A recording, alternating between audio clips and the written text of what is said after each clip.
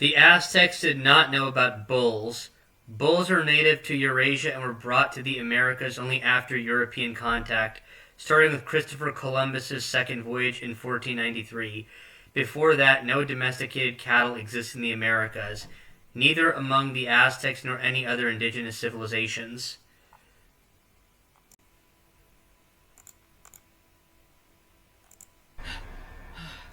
Another vision? A nightmare, I'd say. Must have been that old huitlacoche I ate. Ah, I've never known you to eat old huitlacoche, my son. Especially so many times in a row. There's no reliable evidence that huitlacoche caused nightmares, but let's unpack why someone might wonder why. What huitlacoche actually is. Huitlacoche is a fungus that infects corn kernels. It's biologically related to other smuts, fungal pathogens of grains, not to hallucinogenic fungi like magic mushrooms. Chemically, huitlacoche is rich in proteins and amino acids, especially lysine, fiber, vitamins, minerals like phosphorus and magnesium, ergosterol, a fungal compound similar to cholesterol but not psychoactive. None of these are known to affect dreaming, mood, or consciousness. It's nothing, Papa. Just the corn. Don't you ever ignore your dreams, Yohu. No matter where they come from. Now then, if it was nothing, then let us be thankful for that. Flakate, totekoe, sinakan.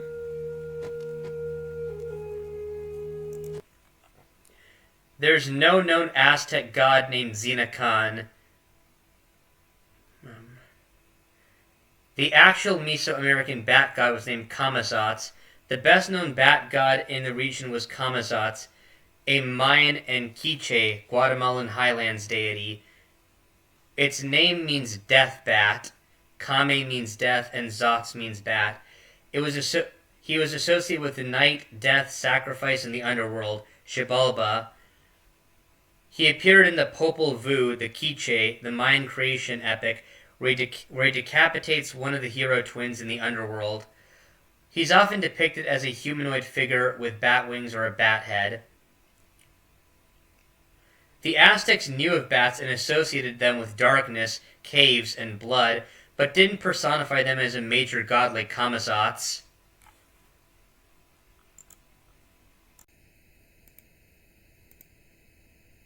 I can kill you or inspire you to action. It's your call. You... What are those? Those are monsters from the depths.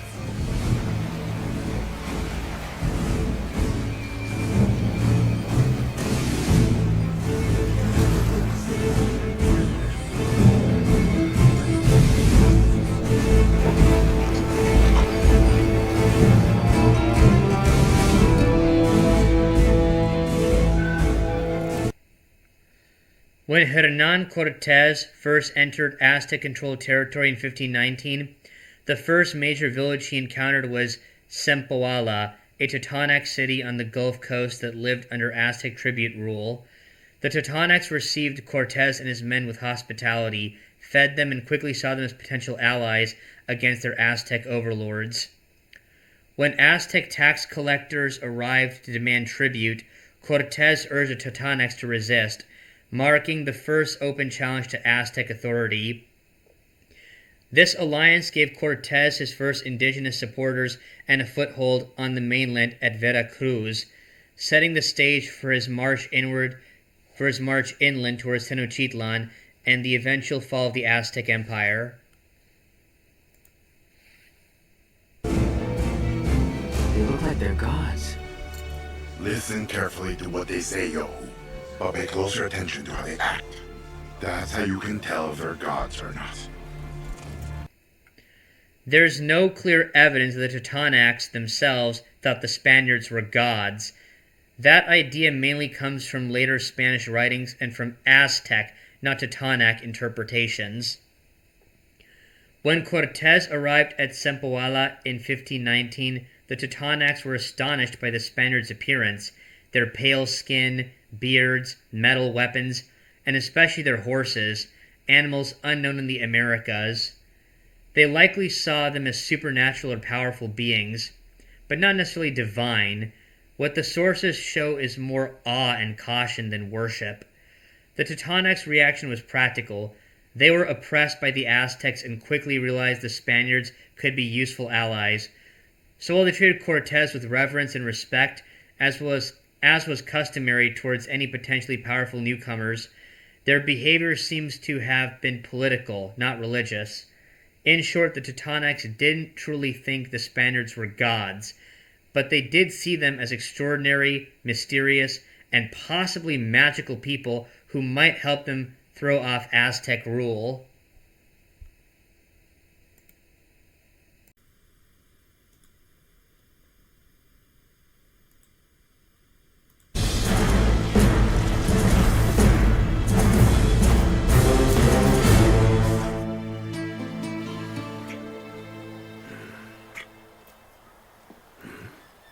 I salute you, blessed people.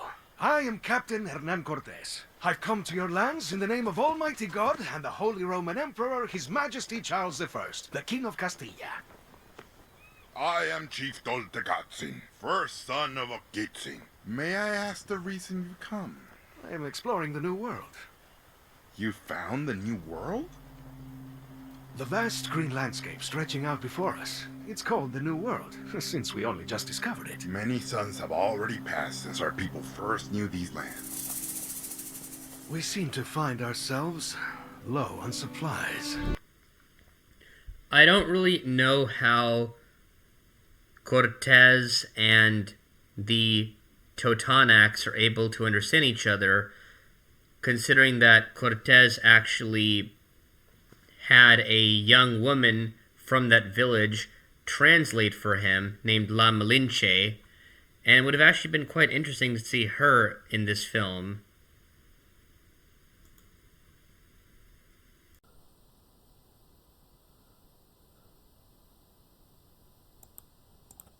Keep quiet, though.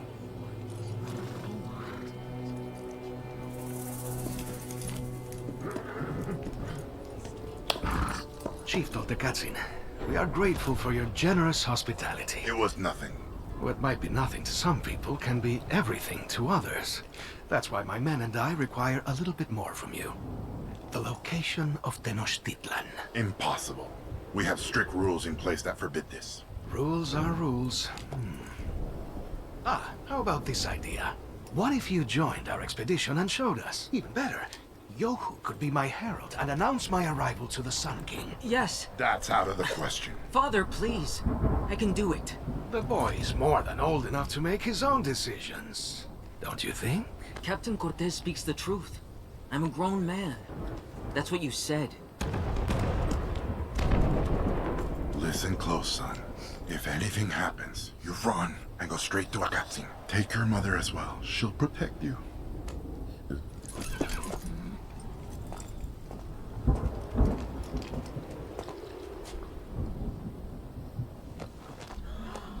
You see his hair, how it shines like the sun. Is he a god, Mama? No, not you.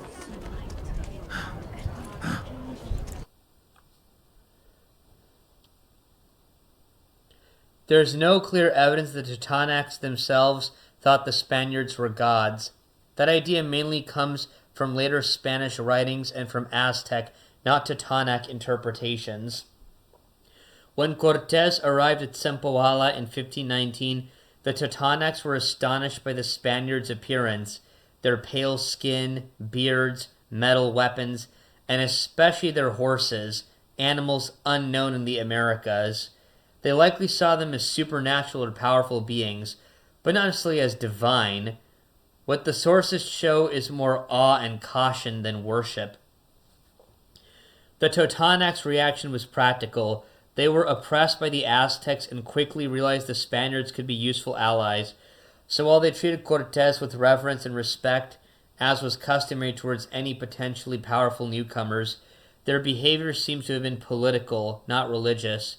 In short, the Totonacs did not truly think the Spaniards were gods, but they did see them as extraordinary, mysterious, and possibly magical people who might help them throw off Aztec rule.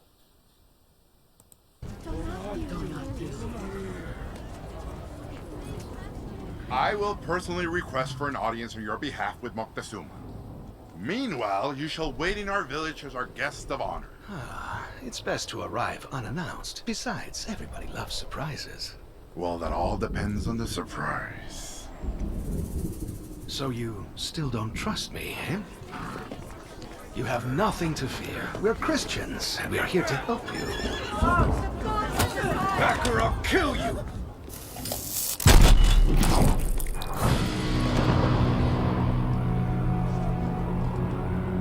This is help in your world? No!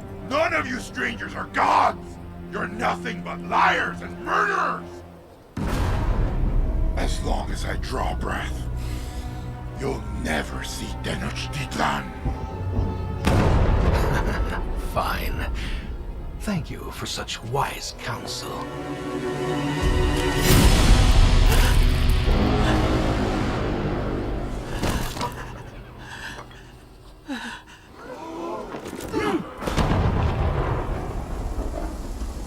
Slaughter them all!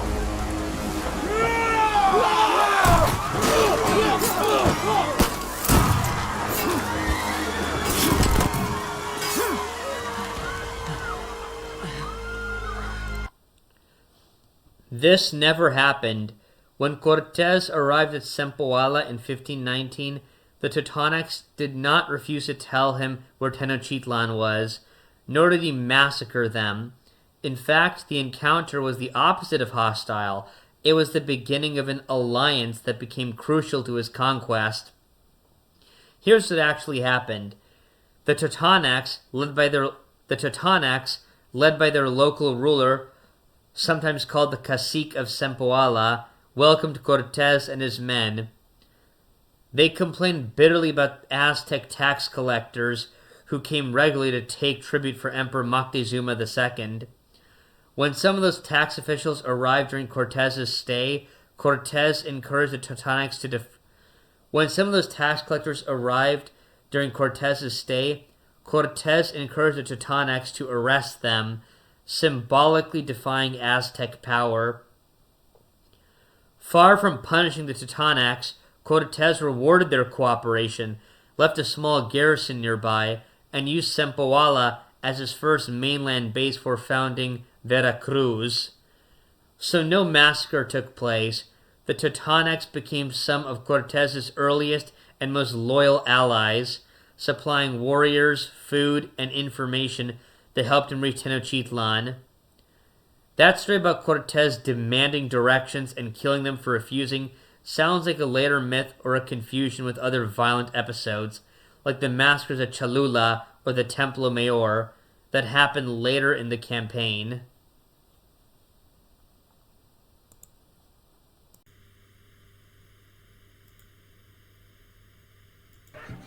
Do you also believe that the Ciclalpoca up in the sky predicts misfortune? I think its appearance alongside your rival is not a good sign. We also...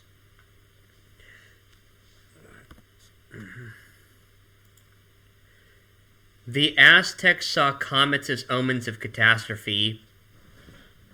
For the Aztecs, a comet, or Sichal in Totantiu, meaning sun star or smoking star, was not just an object in the sky, but a warning from the gods. They believed the heavens were alive and reactive. Any unusual event meant the balance of the cosmos was disturbed. So comets are seen as Tezcatlipoca's smoke, or messages from the gods foretelling the death of rulers, famine, disease, or war, or the end of an age, a sun in Aztec cosmology. The chroniclers who recorded Aztec prophecies said that before the Spanish arrived, the Aztecs saw a burning tail across the sky and took it as a sign of doom, foreshadowing the fall of Tenochtitlan. The Spaniards, steeped in Catholic and medieval European beliefs, also saw comets as omens, but interpreted them through Christian theology instead of Aztec cosmology.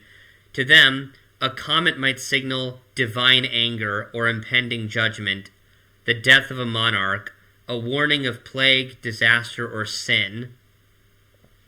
They didn't yet understand comets as natural celestial phenomena. European astronomers didn't begin describing them scientifically until the late 1500s, with Tycho Brahe and Johannes Kepler. Both civilizations believed comets came from the heavens, they announced major change, and they carried divine or cosmic meaning. But for the Aztecs, comets meant the gods were angry and the cosmic order might collapse.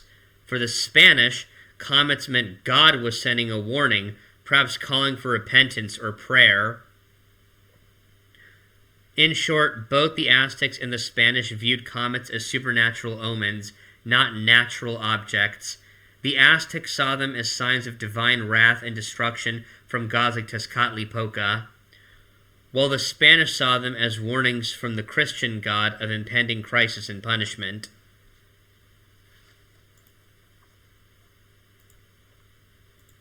So used to believe that the comet, the name we call it, was the portent of a bad omen. But today, we know it's simply a floating ball of gas.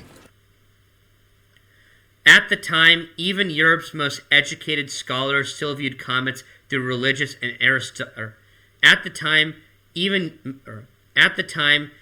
Europe's most educated scholars still viewed comets through religious and Aristotelian lenses, not scientific ones. The Aristotelian view, still dominant in 1519. Since ancient Greece, most Europeans followed Aristotle's idea from around 350 BC that the heavens are perfect and unchanging. Anything that appeared or moved unpredictably, like a comet, had to be in the atmosphere, not in space. So, comets were thought to be vapors or exhalations of the earth, set on fire in the upper air, a kind of celestial weather phenomenon, not cosmic objects. This idea lasted well into the 16th century. Because they didn't understand comets physically, people, including the Spanish clergy and conquistadors, interpreted them as signs from God. A comet's sudden appearance was taken as a warning or prophecy, the death of a king, an upcoming war, or divine punishment for sin. When comets appeared during the Age of Exploration, Spanish chroniclers often described them in apocalyptic tones, tying them to political or spiritual events, like Cortez's conquest or royal deaths in Europe. It wasn't until Tycho Brahe showed that comets moved beyond the moon in 1577, proving they were celestial, not atmospheric, and Edmund Halley demonstrated that comets followed predictable orbits in 1705, showing they were physical bodies traveling through space. So by Cortez's time in 1519, the Spanish had no scientific model of comets as we understand them today.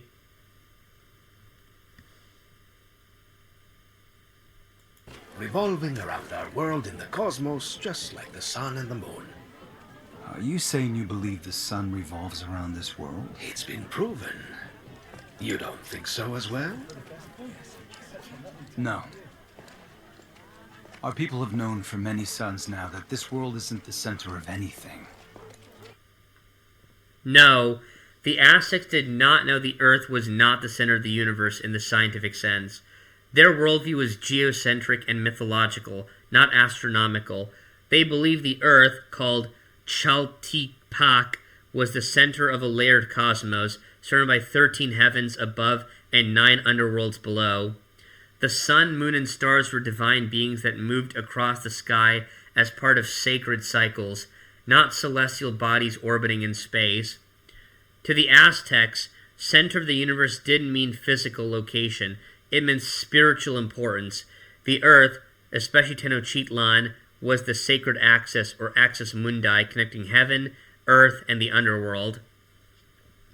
So while they had sophisticated calendars, astronomical observations, and precise tracking of the sun and Venus, the cosmology placed humans and the gods, not physics, at the center of creation.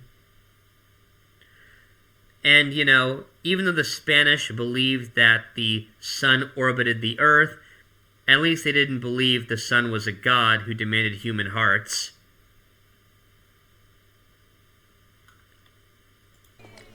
Well, if you know so much, then why didn't you all discover us before we discovered you?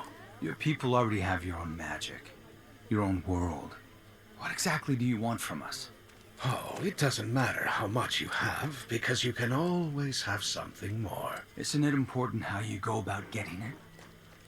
Does your god approve the slaughter of women and children? In this world... The Aztec gods didn't actually approve of indiscriminate slaughter. What they demanded, according to Aztec belief, was ritual blood sacrifice to sustain the universe, not random killing. While warfare could lead to civilian deaths, those acts were political and military, not religiously sanctioned.